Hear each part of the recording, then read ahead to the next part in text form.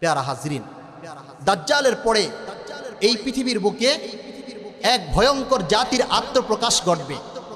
তারা হলো ইয়াজুজ মাজুজ। তারা এখন রয়েছে বাদশাহ জুলকারনাইন এর নির্মিত প্রাচীরের ওপারে রয়েছে।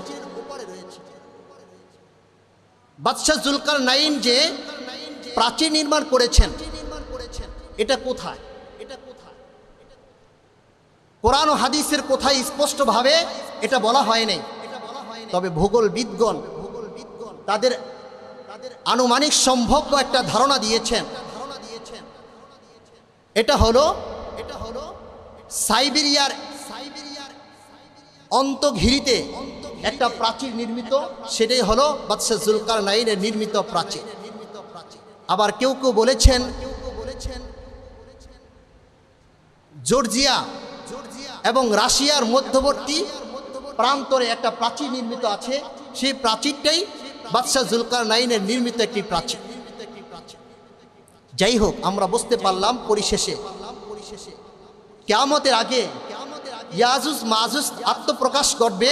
তারা বাদশাহ জুলকারনাইনের নির্মিত প্রাচীরের ওপারে রয়েছে। তারা আসার জন্য আপ্রাণ চেষ্টা করছে, কিন্তু ওই প্রাচীরটা এত মজবুত, ওই প্রাচীর ভেঙ্গে এপারে আসা কোনোভাবেই তাদের পক্ষে সম্ভব না। আল্লাহ রাব্বুল আলামিন বলেন, হাত্তা ইযা ফুতিহাত ইয়াজুজ ওয়া মাজুজ ওয়া হুম মিন কুল্লি হাদাবিন ইয়ানসিলুন।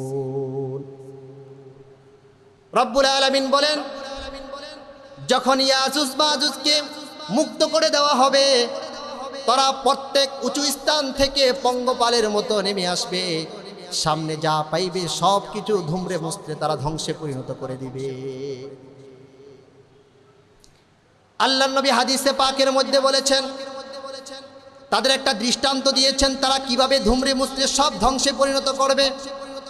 আল্লাহর নবী হাদিসে পাকের মধ্যে বলেন, ফায়ামুরু আওয়াইলুহুম আলা বুহাইরাতি তাবারিয়া ফায়াশরাবুনা মা ফিহা ওয়া ইয়ামুরু আখিরুহুম।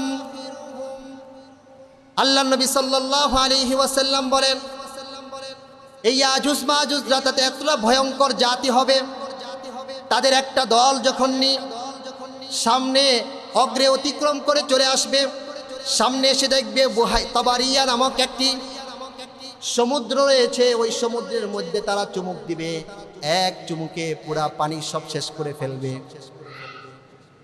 পুরা সমুদ্রের পানি সব শেষ করে ফেলবে এবং মাটির মধ্যে এমনভাবে চুষবে, চুষে শুষে পানি খাবে। তাদের পরবর্তী একটা দল আসবে, ওই দলটা সেখানে এসে লাকদ কানা বিহাদিহি মাররাতান মাউন, তারা ধারণা করবে অতীতে কোনো এক সময় এখানে মনে হয় পানি ছিল, অথচ কিছুক্ষণ আগে এখানে পানি ছিল। তাদের অগ্রেই দলটা এসে পানি চুমুক দিয়ে সব খেয়ে ফেলেছে।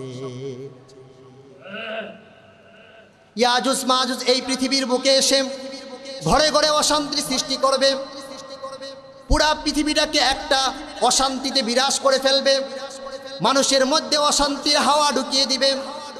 সাইয়্যিদিনা ঈসা আলাইহিস সালাতু ওয়াস সালাম মুসলমানদের একটা দল নিয়ে তুর পাহাড়ে চলে যাবেন। আল্লাহ তাআলা এই ইয়াজুজ মাজুজদের গাড়ের মধ্যে একটা কৃমি রোগ দিবেন। হাদিসে পাকের মধ্যে আল্লাহ বলেন, ফায়ুরসিলুল্লাহুন নাগফা ফি উনুকিহিম, আল্লাহ বলেন তাদের ঘাড়ের মধ্যে একটা কৃমি রোগ দিবেন। কৃমি রোগ হলো তাদের গাড়ের মধ্যে পোকা ধরে যাবে, ওই পোকায় ফায়ামুতু, তারা সকলে সমূলে একেবারে মারা যাবে, ধ্বংস হয়ে যাবে। তারপরে আল্লাহ তাআলা সকল ফিতনা থেকে এই পৃথিবীকে মুক্ত করে পৃথিবীর বুকে একটা শান্তির আবহাওয়া চালু করে দিবেন।